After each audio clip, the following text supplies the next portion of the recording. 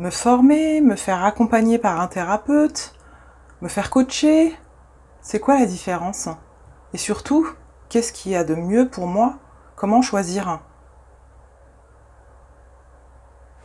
Thérapie, coaching, formation, les différences. Hello, j'espère que vous êtes en pleine forme. Ici Soraya Oulepsir, thérapeute, coach bien-être et formatrice experte stress et burn-out. Je vous accompagne pour faire pétiller votre quotidien en vous libérant du stress, de l'épuisement physique, mental et émotionnel. Je vous aide à retrouver la joie de vivre, la paix intérieure, du sens dans votre vie. Je vous apprends à vous connaître pour vous épanouir et vous sentir bien dans vos baskets. Il y a quelques semaines, je vous ai posté une vidéo sur les pièges du développement personnel et vous m'avez demandé quelle était la différence entre une thérapie, un coaching et une formation de développement personnel et surtout comment choisir ce qui est mieux pour vous. Je vous remercie beaucoup pour cette question à laquelle je vais répondre au travers de cette vidéo, alors restez avec moi. Avant tout, si c'est votre premier passage sur cette chaîne, bienvenue. Je vous invite à vous abonner, à activer la petite cloche pour voir en priorité mes vidéos. Vous pouvez aussi évaluer votre niveau de stress à l'aide du quiz dont vous trouverez le lien dans le descriptif sous cette vidéo. Et pour plus de contenu, vous pouvez me rejoindre sur mon compte Instagram Soraya Oulepsir. Comme évoqué dans ma vidéo 4 pièges du développement personnel, il existe une multitude de façons de se développer personnellement et lorsqu'on prend ce chemin du développement personnel, il n'est pas toujours évident de comprendre les différentes méthodes qu'il existe. Je vous propose donc de décortiquer tout ça dans cette vidéo et je vais commencer par la formation. La formation vous permet d'acquérir de nouvelles compétences. Il existe différentes formations, des formations professionnelles certifiantes ou non, qui vous permettent d'évoluer dans votre profession ou de changer de métier ou encore de mieux comprendre des sujets qui vous intéressent pour vous développer personnellement.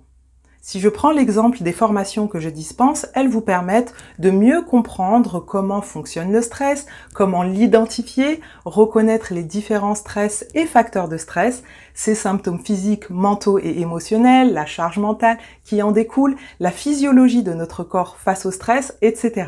Et bien sûr, apprendre à gérer tout ça et à communiquer avec des outils simples et efficaces qui permettent d'améliorer votre bien-être au quotidien. Ça vous permet aussi de faire un bilan individuel pour mieux comprendre votre fonctionnement.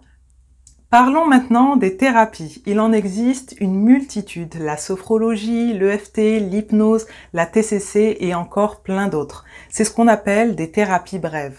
Ces thérapies aident à atténuer, à faire disparaître les symptômes de stress, d'angoisse, de mal-être en général en quelques séances. Ces thérapies brèves sont orientées sur le comment se sentir mieux à l'aide d'outils. Il peut y avoir des prises de conscience, mais cela ne traite pas vraiment les causes profondes. Ces outils sont efficaces et réutilisables dans votre quotidien dès que vous en ressentez le besoin pour gérer une situation inconfortable.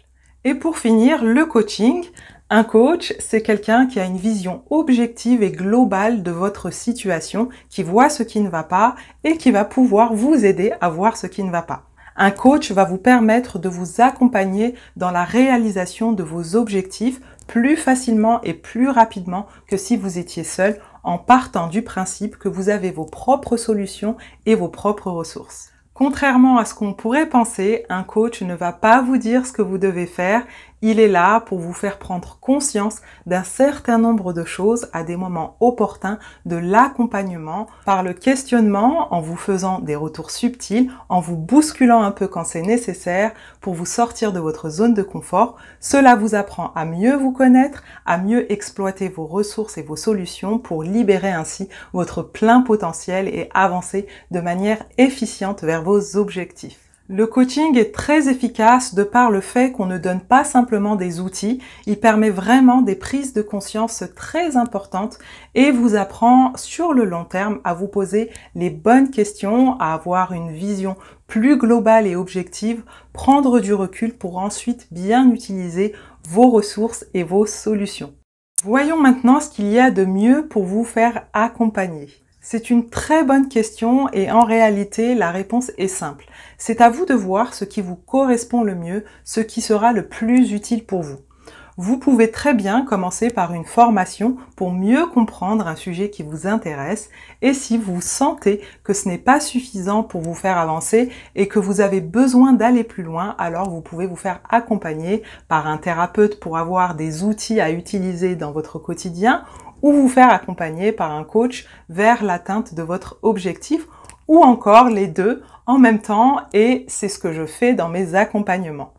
J'utilise ces deux méthodes car lorsque je suis devenue sophrologue et que j'ai commencé à travailler, j'ai très vite constaté que j'étais limitée et que de simples outils de bien-être, même s'ils sont très efficaces, ne traitent pas le réel problème. C'est pour ça que je me suis formée au coaching PNL.